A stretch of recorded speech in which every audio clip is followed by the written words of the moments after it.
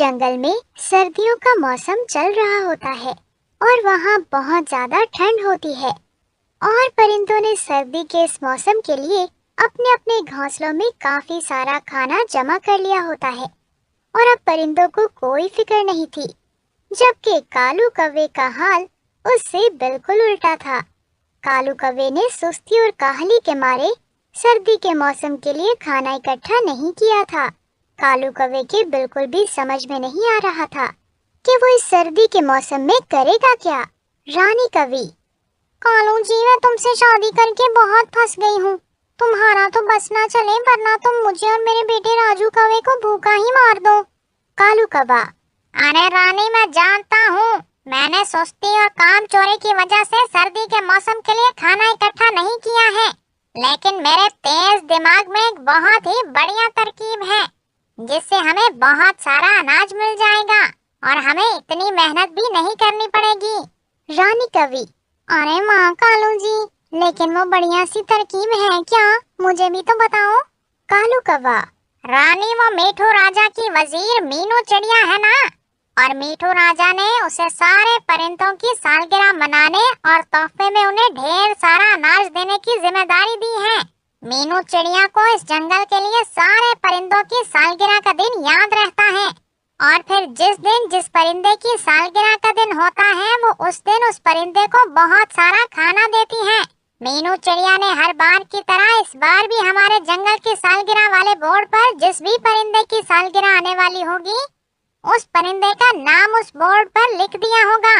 मुझे याद है मीनू चिड़िया की सालगिरह आने वाली है, और अगर उस बोर्ड पर मीनू चिड़िया का नाम हटाकर मैं अपना लिख दूं, तो मीनू चिड़िया के बदले सारे परिंदे और मीठू राजा मेरी सालगिरह मनाएंगे और मुझे बहुत सारा अनाज देंगे। रानी कौवी: अरे वाह कालू जी, क्या बढ़िया तरकीब आई है, लेकिन एक गड़बड़ है कालू जी। कालू कौवा: रानी, मुझे बहुत फिक्र हो रही है, तुम मुझे बताओ मेरी इस तरकीब में क्या गड़बड़ है। रानी कौवी: कालू जी, मीनू चिड़िया को सब परिंदों की सालगिरह का दिन याद रहता है, और इस बार तो उसकी अपनी सालगिरह है, तो ये बात उसे कैसे याद नहीं रहेगी। कालू कौवा: अरे हाँ रानी, तुम बिल्कुल ठीक कह रही हो, पर मेरे तेज दिमाग में इस मसले का भी हल है। रानी, अगर हम मीनू चिड़िया को किसी तरह अगवा कर लें तो हमारी मुश्किल दूर हो जाएगी और मैं आराम से उस बोर्ड पर अपना नाम लिख सकूंगा। फिर हमारे पास बहुत सारा अनाज भी आ जाएगा और किसी को पता भी नहीं चलेगा। दूसरी तरफ मीनू चिड़िया काफी ज्यादा खुश होती है और वो अपनी सालगिरह के दिन के बारे में सोच रही होती है। मीनू चिड़िया: हाय, कितना मजा आएगा मेरी सालगिरह पर, सारे परिंदे मुझे तोहफे देंगे और मीठू राजा जी मुझे मेरी सालगिरह पर बहुत सारा अनाज भी देंगे। रात हो जाती है और मीनू चिड़िया अपने घोंसले में सो जाती है। रात को कालू और रानी कौवी मीनू चिड़िया को अगवा करने के लिए दूसरे दरख्त पर छुपे होते हैं। कालू कौवा: चलो रानी, मीनू चिड़िया सो गई है, चलो जल्दी से मीनू चिड़िया के घोंसले में जाते हैं और उस पर जाल डाल देते हैं। और फिर कालू कौवा और रानी कौवी अपने पंजों में जाल पकड़कर मीनू चिड़िया के घोंसले में आते हैं और वो जाल मीनू चिड़िया के ऊपर छोड़ देते हैं। मीनू चिड़िया: कालू कौवे और रानी कौवी, ये तुम दोनों क्या कर रहे हो? तुम दोनों ने मुझे जाल में कैद क्यों कर लिया है? मुझे यहाँ से बाहर निकालो। कालू कौवा: मीनू चिड़िया, अभी बस तुम अपना मुंह बंद ही रखो। चलो रानी, मीनू चिड़िया को ले जाते हैं और अंधेरी गुफा में छुपा देते हैं, वहाँ कोई परिंदा नहीं जाता। मीनू चिड़िया वहाँ से आसानी से वापस नहीं आ सकेगी। रानी कौवी: हाँ कालू जी, जरूर, लेकिन मीनू चिड़िया तुम हमें माफ कर देना, हम तुम्हारे साथ बहुत बुरा कर रहे हैं, लेकिन हमारा सिर्फ तुम्हारे साथ 3 दिन का काम है। 3 दिन के बाद मीनू चिड़िया हम तुम्हें आजाद कर देंगे।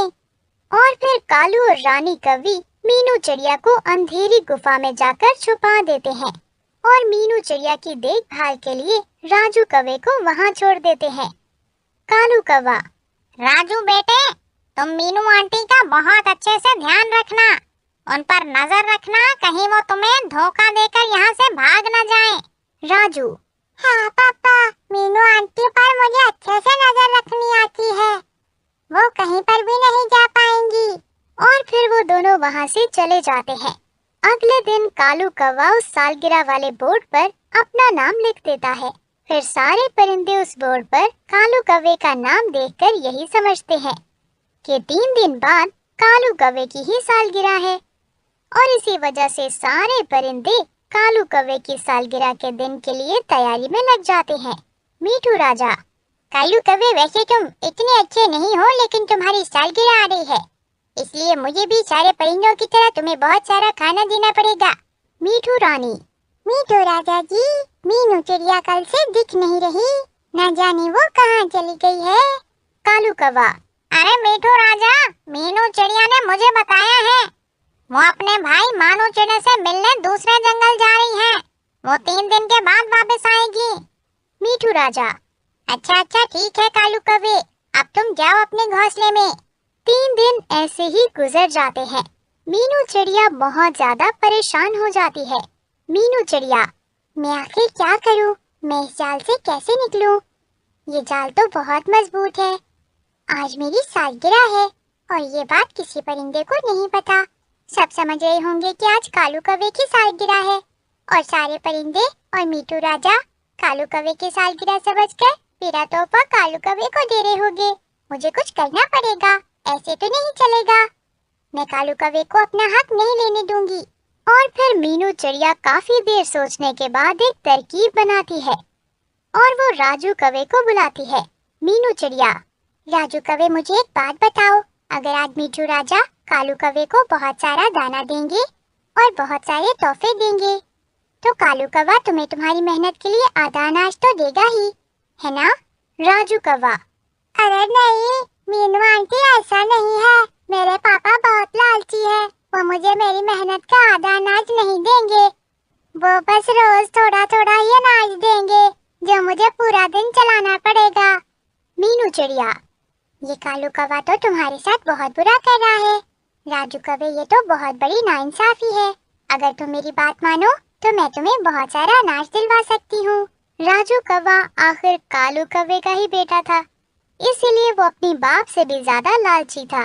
मीनू चिड़िया, राजू कौवे आज मेरी सालगिरह है, अगर तुम मुझे इस जाल से बाहर निकाल दो तो मैं फौरन मीठू राजा के पास जाऊंगी और उन्हें बताऊंगी कि आज कालू कौवे की नहीं बल्कि मेरी सालगिरह है। तो मीठू राजा मुझे कालू कौवे की जगह बहुत सारा अनाज देंगे, फिर मैं तुम्हें अनाज में से आधा अनाज दे दूंगी। राजू कौवा अपने लालच की वजह से मीनू चिड़िया की बातों में आ जाता है। फिर राजू मीनू चिड़िया को उस जाल से बाहर निकाल देता है। मीनू उस अंधेरी गुफा से बाहर निकलकर